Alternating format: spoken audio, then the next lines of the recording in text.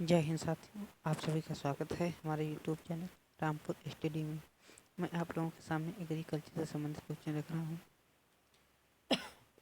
इसमें कि हमारा फर्स्ट क्वेश्चन है कि भारत में रबड़ का उत्पादन में अग्रणी राज्य कौन सा है? तो है आपका केरल। केरल जो है आपका रबड़ के उत्पादन में अग्रणी राज्य है। और आपको केरल के बारे में जानकारी रखना है कि केरल जो है आपका राज्य जो है साक्षरता के मामले में जो है आगे है। साक्षरता प्रतिशत सबसे ज़्यादा है केरल की। फिर अगला क्वेश्चन दिया हुआ है कि रेड रॉट रोग, जिसे हम लाल सड़न रोग कहते हैं, तो किस फसल में लगता है? तो आपके लगता है गन्ने में। गन्ने का अगर वैज्ञानिक नाम पूछे तो इसका बोटनिकल नेम होता है सेकेरम ओफिसिनेरम। ओफिसिनेरम जो है इसका वैज्ञानिक नाम होता है। फिर अगला क्वेश्चन दिया हुआ है कि भारत में सर्वाधिक किस फसल का क्षेत्रफल ज़्यादा है? तो है आपका धान। और आप लोगों को ध्यान में रखना है कि धान जो है आपकी यानी चावल, ये आपका जो है खाद्यान्न फसल है। प्रमुख रूप से खाद्य फसल आपकी जो है वो धान ही यानी चावल है। फिर अगला क्वेश्चन है कि केंद्रीय औषधीय अनुसंधान संस्थान कहाँ स्थित है? यानी सेंट्रल ड्रग्स रिसर्च सेंटर, ये आपका जो है लखनऊ में स्थित है। और लखनऊ आपकी जो है उत्तर प्रदेश की राजधानी है, उसको आप लोग ध्यान में रखिएगा। और अगर पूछ ले, और फिर अगला दिया हुआ है कि यूपी में सर्वाधिक दूध देने वाली यानी भारत में सर्वाधिक दूध देने वाली बकरी की कौन सी नस्ल है? तो ये है आपकी जमुनापारी। कौन सी नस्ल है? जमुनापारी। फिर अगला क्वेश्चन दिया हुआ है कि मुर्रा किस पालतू प्राणी की नस्ल है? तो ये आपकी है भैंस की। भैंस की आपकी कई प्रजाति मतलब नस्लें हैं, जैसे आपकी मुर्रा हुई, मेहसाना है, सुरती है, सुरती, ये सब जो है आपकी भैंस की नस्ल हैं। तो ये आपकी जो है मुर्रा किस पालतू प्राणी की नस्ल है? तो आपकी भैंस की है। फिर अगला क्वेश्चन है कि सर्वाधिक पशुधन किस राज्य में पाया जाता है? तो पाया जाता है उत्तर प्रदेश। अब उत्तर प्रदेश आपका जो है दुग्ध उत्पादन में आपका फर्स्ट नंबर पे है। ये भी आप लोग ध्यान में रखिएगा। और आप लोगों के लिए खास बात कि हमारे यूट्यूब चैनल रामपुर स्टडी को सब्सक्राइब कर लेना और वीडियो को शेयर कर देना, जिससे कि अधिक से अधिक लोग इसका लाभ उठा सकें। फिर अगला क्वेश्चन है कि किसकी उपस्थिति के कारण अगला क्वेश्चन है किसकी उपस्थिति के कारण दूध का सफ़ेद रंग होता है? तो ये होता है कैसीन की उपस्थिति के कारण।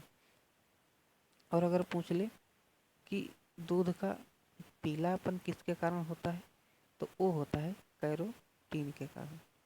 किसके कारण होता है?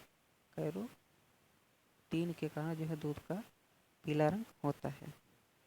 फिर अगला क्वेश्चन दिया हुआ है कि भारत में श्वेत क्रांति के जनक किसे कहा जाता है? तो कहा जाता है वर्गीज कुरियन को। भारत में श्वेत क्रांति का जनक कहा जाता है। फिर अगला क्वेश्चन दिया हुआ है कि किसके दूध में वसा की मात्रा सर्वाधिक पाई जाती है? तो वो आपकी पाई जाती है रेडियर में। रेंडियर जो होता है इसके दूध में जो है सर्वाधिक वसा पाई जाती है। फिर अगला दिया हुआ है कि गरीबों की गाय के नाम से जाना जाता है। तो ये जो है आपकी बकरी को गरीबों की गाय कहा जाता है, या गरीबों की कामधेनु इसी को कहा जाता है। फिर अगला क्वेश्चन है कि विश्व की दूध की रानी किस नस्ल की बकरी को कहा जाता है? तो कहा जाता है आपकी सानेन जो बकरी होती है, ये आपकी दूध की रानी कहा जाता है। फिर अगला क्वेश्चन है कि एपी कल्चर किससे संबंधित है? तो आपका संबंधित है मधुमक्खी पालन। किससे संबंधित है? मधुमक्खी पालन से संबंधित है। फिर अगला क्वेश्चन है लाल क्रांति। तो लाल क्रांति जो है आपकी मांस उत्पादन और टमाटर उत्पादन से संबंधित है, इसको आप लोग ध्यान में रखिएगा। फिर अगला क्वेश्चन है दुग्ध उत्पादन में भारत का विश्व में कौन सा स्थान है? तो वो भी आपका फर्स्ट स्थान है दुग्ध उत्पादन। फिर अगला क्वेश्चन दिया हुआ है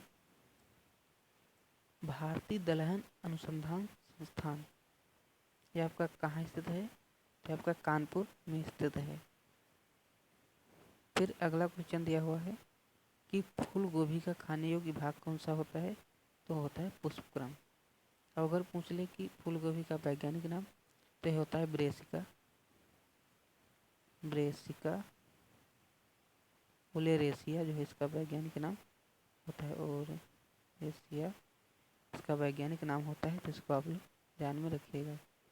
फिर अगला क्वेश्चन है कि सबसे बड़े पुष्प होते हैं, यानी सबसे बड़ा पुष्प कौन सा है?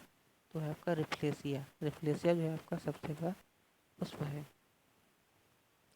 फिर अगला है कि ट्रिविकल रोग ये किस फल में होता है? तो ये आपके नींबू में जो है ये रोग लगता है। ट्रिविकल रोग जो है आपके नींबू की फल में लगता है। फिर अगला क्वेश्चन है कि भारत का विश्व में गेहूं उत्पादन में कौन सा स्थान है? तो वह है आपका द्वितीय स्थान। और पूछ ले यूपी, यानी विश्व में पूछ रहा है तो भारत का स्थान वो है द्वितीय। अगर पूछ ले भारत में यूपी का स्थान कौन सा है, उत्तर प्रदेश का स्थान, तो आपका है फर्स्ट नंबर। कौन सा नंबर है? फर्स्ट नंबर पर है आपका यूपी, गेहूं उत्पादन में फर्स्ट नंबर पर है भारत में, इसको ध्यान में रखिएगा। फिर अगला क्वेश्चन है हरित क्रांति के दौरान सबसे अधिक किस खाद्यान्न का बढ़ाया यानी उत्पादन बढ़ा? तो बढ़ा था गेहूं का। गेहूं का जो है सबसे ज़्यादा उत्पादन बढ़ा था हरित क्रांति के दौरान।